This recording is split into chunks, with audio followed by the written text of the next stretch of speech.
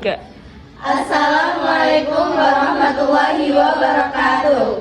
Kami dari kelompok 4 akan membawakan berita tentang revolusi Cina.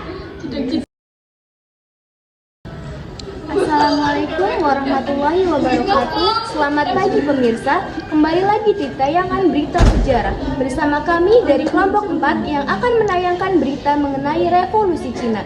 Revolusi Cina yang biasa disebut sebagai Revolusi Shanghai merupakan rangkaian peristiwa yang terjadi dari tanggal 10 Oktober 1911 dengan pemberontakan Wuchang yang dipimpin oleh Sun Yat-sen dari gerakan nasionalis Tongmeihui dan berakhir dengan turunnya Puyi, kaisar terakhir dinasti Qing pada tanggal 12 Februari 1912. Revolusi ini terjadi karena kegagalan dinasti Qing dalam melakukan modernisasi dan menghalau pengaruh bangsa asing di Cina. Latar belakang terjadinya revolusi Cina adalah ketidakpuasan rakyat Cina terhadap kekuasaan dinasti Qing yang dianggap lemah, terutama dalam menghadapi pengaruh Barat. Hal tersebut menyebabkan munculnya gerakan rakyat yang menuduh dinasti Qing bekerja sama dengan imperialisme Barat. Dominasi Inggris. Inggris adalah negara barat pertama yang membuka jalan masuknya pengaruh barat di Cina. Sejak tahun 1800, Inggris menyeludupkan candu ke Cina, dan sejak itulah perdagangan candu meluas di Cina. Inggris mendapatkan keuntungan yang besar, dan rakyat Cina menjadi korban. Maret 1839, Cina menyita candu dari pedagang Inggris. Peristiwa tersebut menyulut perang antara Inggris dan Cina yang dikenal dengan nama Perang Candu. Perang ini menyebabkan Cina kalah dan mendatangani perjanjian Nanking yang berisi 5 pelabuhan Cina untuk dibuka perdagangan bangsa asing.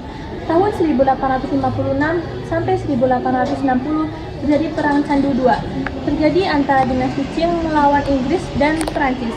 Perang ini dipicu oleh tindakan Cina yang menahan kapal The Arrow milik Inggris di Guangzhou. Dalam perang ini, Cina kalah dan menandatangani Treaty of Nanjing yang berisi Cina membuka 11 pelabuhan, mengizinkan berdirinya kedutaan negara luar, melegalkan impor candu, dan memberi ruang pada aktivitas misionaris Kristen. Terjadinya pemberontakan didorong oleh anggapan bahwa dinasti Qing lemah terhadap bangsa asing, kemiskinan rakyat serta keinginan rakyat untuk membangun masyarakat baru. Muncullah pemberontakan di Cina, seperti pemberontakan Taiping pada tahun 1850 sampai 1864 dipimpin oleh Huang Xingwan yang menginginkan Tiongkok menjadi masyarakat yang sosialis di mana berlaku sama-sama rata. Sebab pemberontakan Taiping: pertama, pemerintah Kaisar Manchu lemah terhadap bangsa asing. Kedua, kemiskinan di rakyat jelata yang disebabkan oleh pemerintah Feodal Manchu. Tiga, keinginan yang timbul di antara rakyat untuk membangun masyarakat yang bahagia. Program Hai Xinhua. Pertama, bahan makanan, uang, pakaian dijadikan milik bersama. Milik perseorangan, tidak boleh petani dikerja bersama. Kedua, tentara harus memegang teguh kesusilaan, tidak boleh mabuk, merokok, menghisap candu, atau mengganggu keamanan rumah tangga. Kenaikan pangkat dalam ketentraman tidak ditentukan oleh atasan tetapi oleh prajurit yang mengusulkan pada atasan. 2. Pemberontakan Patsai. 3. Pemberontakan Dungan 1. 4. Pemberontakan Boxer tahun 1990 sampai 1991. Modernisasi Cina tahun 1861 dimulai gerakan modernisasi di Cina sampai tahun 1895. Modernisasi yang dilaksanakan meliputi berbagai bidang seperti kemiliteran, tarif dagang, komunikasi, perkapalan, perkeretaapian, produksi, dan pendidikan. Invasi Jepang tahun 1894 sampai 1895 terjadi perang antara Cina dan Jepang. Dalam perang tersebut, Cina mengalami kekalahan dan harus menyerahkan Pulau Formosa, Taiwan pada Jepang. Munculnya paham baru, masuknya bangsa asing membawa perubahan pendidikan di Cina. Terlihat melalui banyaknya paham barat yang menyebar di Cina. Salah satu tokoh pembawa perubahan adalah Sun Yat-sen. Berlangsungnya Revolusi Cina tanggal 10 Oktober 1911, di Fuchang terjadi Revolusi Cina di bawah pimpinan Sun Yat-sen.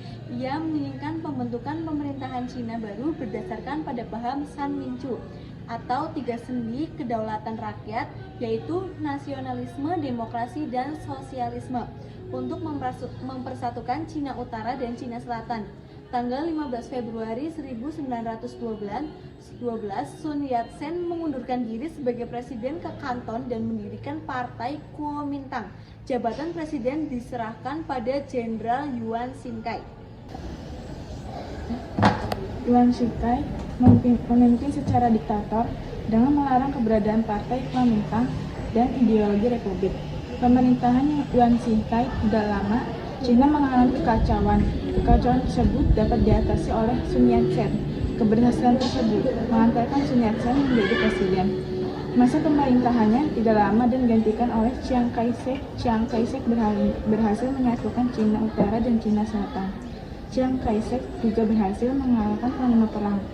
Keberhasilan tersebut didukung oleh Partai Komunis Cina, Kuomintang, yang mempengaruhi petani di utara untuk menentang para panglima perang. Chiang Kai-shek yang khawatir kaum komunis berbalik menentangnya, memerintahkan untuk membantai para pendukung kaum komunis. Ada beberapa peristiwa yang dapat digambarkan jalannya revolusi Cina, antara lain A. Perang Tiongkok Inggris atau Prancis pada tahun 1856 sampai 1860. Sebab perang ini yaitu 1. Kapal Tiongkok dengan bendera Inggris tahan. 2. Pendeta Prancis dibunuh di Guangxi karena tidak punya surat izin masuk Tiongkok. Tiongkok mengalami kekalahan dan terjadilah perjanjian Peking pada tahun 1860 yang berisi 1. Treaty Force ditambah dengan 11 pelabuhan menjadi 16 pelabuhan. 2. Jawatan bea dan cukai dipegang oleh Badan Internasional Inggris, USA, dan Prancis. 3. Di Peking, kota istana Kaisar Tiongkok tertutup bagi bangsa asing ditempatkan seorang duta besar Inggris.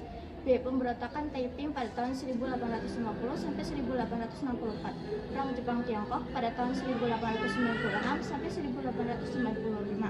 Penyebabnya 1. Jepang ingin menduduki Korea. 2. Korea adalah yang pada resminya merupakan negara vassal dari Tiongkok. D. Pemberontakan Boxer pada tahun 1900 sampai 1901.